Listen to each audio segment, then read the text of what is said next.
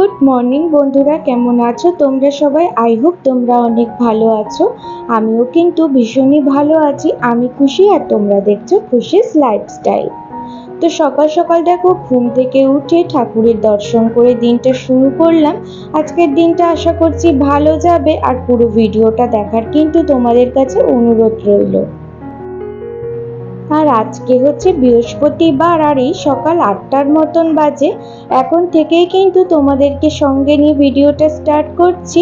I hope তোমাদের দেখতে ভালো লাগবে। আর দেখো সকাল সকাল কিন্তু ঘুম থেকে উঠে বাসি কাপড়টা ছেড়ে নিয়ে ফুল গাছগুলো সমস্ত জল দিয়ে দিয়েছি।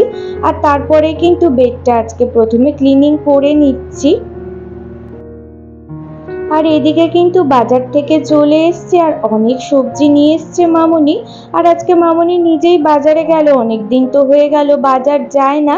আর অনেক কিছুই শেষ হয়ে গেছিল, সেই জন্য কিন্তু সমস্ত কিছু নিয়ে আসবে বলে গিয়েছিল বাজারে। আর দেখতেই পাচ্ছ কত সবজি এনেছে, চলো তোমাদেরকে দেখাই কি কি সবজি নিয়ে এসছে আজকে। এই দেখো কত লঙ্কা এনেছে, তারপরে করলা, আম, পটল, টমেটো, ভেন্ডি এগুলো তো এনেছে। আর পাট শাক নিয়ে এসছে, তারপরে একটা লাউও নিয়ে এসছে। আর ওদিকে কিন্তু লাল শাক এনেছে, লাল শাকটা আজকে রান্না হবে আর পাট শাকটা রেখে দেবে, ওটা কিন্তু কালকে রান্না করা হবে। আর এদিকে ধনেপাতা, পেঁয়াজ, সজনে ডাঁটা সমস্ত সবজি এনেছে। আর আমি না এরকম দেখো প্লাস্টিকে করে পাট শাকটা ছাড়িয়ে একটা রেখে দিয়েছি, আর সমস্ত সবজিগুলো এক একটা প্লাস্টিকে এরকম রেখে দিয়েছি। পটল, করলা, টমেটো, ভেন্ডি এরকম না আলাদা আলাদা প্লাস্টিকে করে করে রাখলে কিন্তু ভীষণই ভালো থাকে। আর রসুনগুলো কিন্তু কোয়া ছাড়িয়ে রেখেছি, আর এদিকে কিন্তু ধনেপাতাটাও ছাড়িয়ে রেখে দিয়েছি। আর লঙ্কা ধুয়ে কিন্তু বোটা ছাড়িয়েও রেখে দিয়েছি। তো এরকম ভাবে সবজি কিন্তু ফ্রিজের মধ্যেই রেখে দেব, তাহলে সবজিগুলো কিন্তু ভীষণই টাটকা থাকবে। আর এখানে কিন্তু পেঁপে আর আমটা একই প্লাস্টিকের মধ্যে রেখে দিলাম। আর আজকে জানো তো আমি ভাবছি ফ্রিজটা কিন্তু ডিপ ক্লিনিং করব, কারণ কি করব করেই ওঠা হয় না অন্যান্য কাজের জন্য। আর কালকে তো তোমরা দেখতেই পেলে রুমটা ক্লিনিং করছিলাম, এই করতে কিন্তু অনেকটাই দেরি হয়ে গিয়েছিল। আজকে সেরকম পরিষ্কারের কিছুই নেই, তাই জন্য আমি ভাবলাম মাত্র 30 মিনিট সময় দিলে কিন্তু ফ্রিজটা ডিপ ক্লিনিং করাই যায়। তো অনেক দিন করা হয় না, আজকে কিন্তু সেটা আমি করে নিচ্ছি। তো প্রথমে কিন্তু আমি ফ্রিজ থেকে যা যা রয়েছে খাবারগুলো সমস্ত কিছু বার করে নিচ্ছি। আর আমাদের ফ্রিজে কিন্তু ফল, সবজি আর এইরকম মিষ্টিতে ভর্তি হয়ে গেছে। যেই মামাকে দেখতে আসছে অনেক মিষ্টি নিয়ে আসছে আর ফলও নিয়ে আসছে, কিন্তু মামার কিন্তু ফল খেতে বারণ করে দিয়েছে, শুধু পেঁপে আর শশাই খেতে বলেছে। সেই কারণে আমাদেরই বেশি ফলটা খাওয়া হচ্ছে। আর এই যে দেখো সমস্তটা ক্লিন করে নিয়ে এইগুলো কিন্তু বার করে নিয়েছি, তারপরে কিন্তু ফ্রিজটা সুন্দর করে পরিষ্কার করে নেব। আর ফ্রিজের মধ্যে না কালো কালো নোংরার মতন পড়েছে, সেই কারণে আমি স্কচ ব্রাইট দিয়ে আর সাবান দিয়ে ভালো করে ঘষে ঘষে প্রথমে পরিষ্কার করে নিচ্ছি, তারপরে কিন্তু ভিজে কাপড় দিয়ে ক্লিন করে নেব। আর আজকে এত পর্যন্ত ভিডিওটা যদি আমার কোনো নতুন বন্ধু দেখে থাকো, তাহলে অবশ্যই কমেন্ট করে জানিও। তোমাদের কিন্তু একটা কমেন্টে আমার নেক্সট ভিডিও করতে অনেক বেশি মোটিভেট করে। যদি ভালো লাগে একটা লাইক করে দিও, আর চ্যানেলটাও কিন্তু সাবস্ক্রাইব করে আমার পাশে থেকো। আর পাশে থাকা বেল আইকনটাও কিন্তু প্রেস করতে ভুলো না, তাহলে কিন্তু ভিডিও দিলে সবার প্রথমেই তোমাদের কাছে গিয়ে পৌঁছাবে। আর যদি খুব ভালো লাগে বন্ধু, ফ্যামিলি, আত্মীয় স্বজনের সাথেও কিন্তু শেয়ার করে দিও। আর আমার না ইনস্টাগ্রামের লিংক কিন্তু দেওয়া আছে অ্যাকাউন্টের মধ্যে, তোমরা কিন্তু গিয়ে আমার চ্যানেলটাকেও ফলো করতে পারো। আর ওখানে কিন্তু অনেক রিলস আমি দিয়ে থাকি, সেগুলো কিন্তু দেখতে পারো। জানো তো বন্ধুরা, শরীরটা কিন্তু খুব একটাও আমার ভালো নেই, কিন্তু দেখো আজকেও করলে এই কাজ আমাকে করতেই হবে, আর কালকেও করলে এগুলো আমাকেই করতে হবে। কারণ কি মামুনি তো রান্না বান্নাগুলো টাইমের মধ্যে কমপ্লিট করে, এই সমস্ত কাজকর্মগুলোকে কিন্তু আমাকেই করতে হয়, না হলে কিন্তু দুদিকটা সামলাতে পারে না। আর আমিও অন্যদিন কি বা কাজ করব, এক একদিন কিন্তু এক এক রকমের আমি কাজ করে থাকি। সেই কারণে আমি আজকে কিন্তু ফ্রিজটা পরিষ্কার করে নিচ্ছি। নিচ্ছি, কারণ কি অনেক নোংরা হলে দেখতেও ভালো লাগে না, আর দেখবে খাবার দিয়েও কিন্তু একটা গন্ধ ছাড়ে, সেটা কিন্তু আমার একদমই পছন্দ হয় না। সেই কারণে আমি ভাবলাম যে করতে যখন হবেই তাহলে আজকেই বসে বসে এটা ক্লিন করে নিই, তাহলে দেখতেও কিন্তু ভীষণ ভালো লাগবে। আর জানো তো কতটা মানুষের পরিবর্তন হয়ে যায়, তাই আমি মাঝে মাঝে চিন্তা করি বিয়ের আগে কিন্তু এই সমস্ত কাজ যদি মা করতে বলতো তখনই কিন্তু বলে দিতাম যে আমি করতে পারবো না, আর সারাক্ষণই ফোন ঘাঁটতাম বা শুয়ে বসে থাকতাম। তারপরে তো চাকরি বাকরি করতামই, কিন্তু এই সমস্ত কাজ করতে একদমই এনার্জি লাগতো না।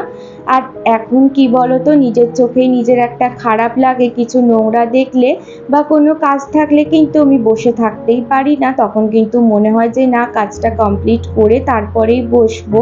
আর আমার শরীরটা যেহেতু খুব একটা ভালো নেই, সেই জন্য কিন্তু মামিও বলছিল যে আজকে এই সমস্ত কাজ নাই করার জন্য, একটু রেস্ট নেওয়ার জন্য।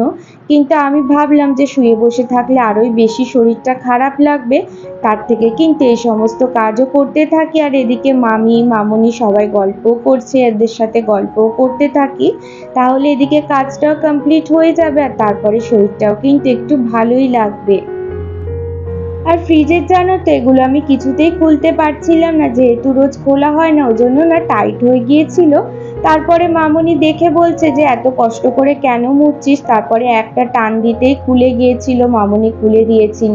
তারপরে কিন্তু আমি এগুলো বার করে ভালো করে স্কচ ব্রাইট দিয়ে মেজে ধুয়ে নিয়েছিলাম, এরপরে শুকনো কাপড় দিয়ে মুছে নিচ্ছি, আর খুব সহজেই কিন্তু পরিষ্কারটা হয়ে গেল।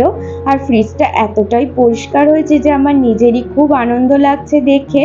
তোমরাও যদি দেখো তোমরাও বলবে, তো তোমাদেরকে পুরোটা দেখাবো, দাঁড়াও এটা প্রথমে ক্লিন করে নিই।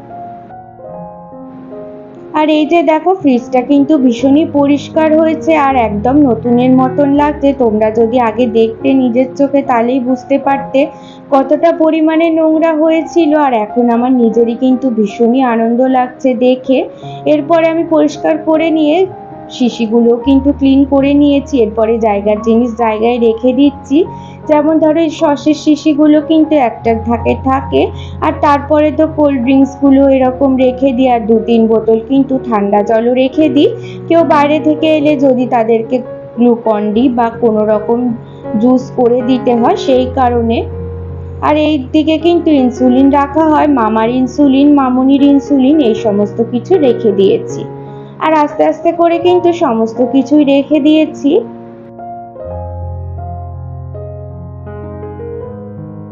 আর এদিকে জানো তো কাজটা কমপ্লিট করেছি কি, আর মামি কিন্তু ফল কেটে দিয়ে দিয়েছে, মৌসুমী লেবু, বলছে বসে আগে খেয়ে নাও, তারপরেই কিন্তু স্নান করতে যাবে, এই কারণে আমি আগে বসে লেবুটা খেয়ে নিলাম, তারপরে কিন্তু স্নান করব, এরপরে পুজো দেব।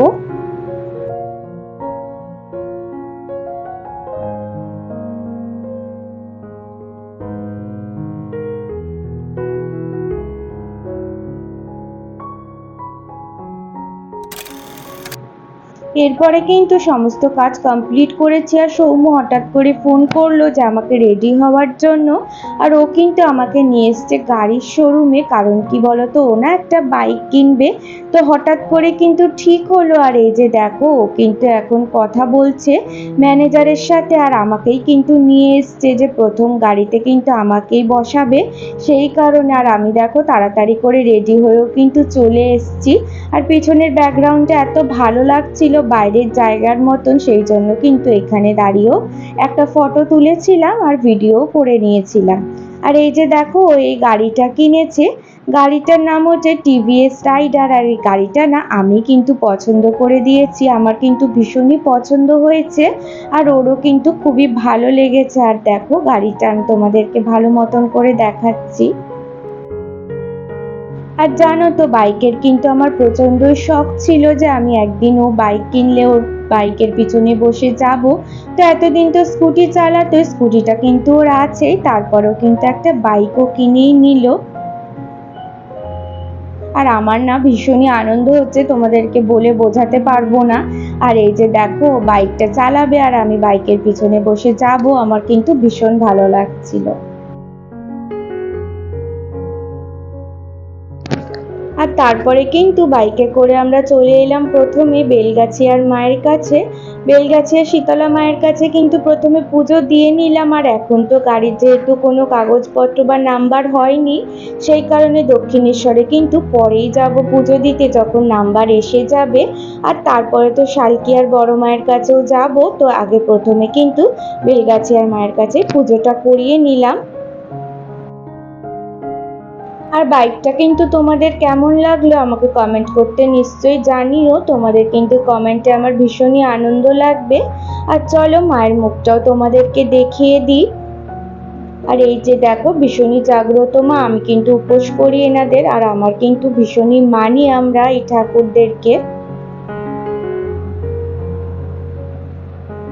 আর আজকের ভিডিওটা কিন্তু এখানেই শেষ করলাম। যদি তোমাদের কোথাও ভালো লেগে থাকে তাহলে কিন্তু একটা লাইক করে দিও।